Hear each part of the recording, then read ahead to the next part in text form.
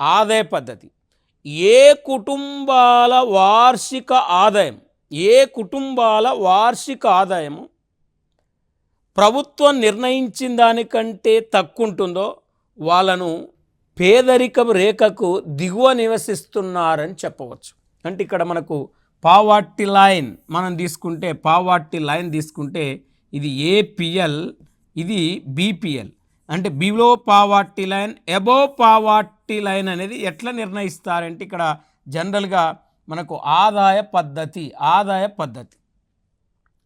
పద్ధతిలో ప్రభుత్వం ఏ కుటుంబాల వార్షిక ఆదాయం అంటే ప్రభుత్వం నిర్ణయించిన దానికంటే తక్కువ ఉంటుందో వాళ్ళను బీపీఎల్లో ఉంటారు. ప్రభుత్వం నిర్ణయించిన దానికంటే ఎక్కువ ఉంటే ఏపీఎల్లో నివసిస్తారు. అంటే ప్రభుత్వం ఒక సంవత్సర యాన్యువల్ ఇన్కమ్ అనేది డిసైడ్ చేస్తుంది.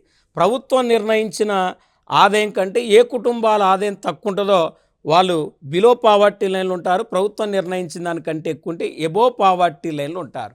అంటే ఆదాయ పద్ధతి కూడా మన దేశంలో పేదరికాన్ని అంచనా వేయటానికి ఒక మెథడ్గా, ఒక పద్ధతిగా వాడతారు.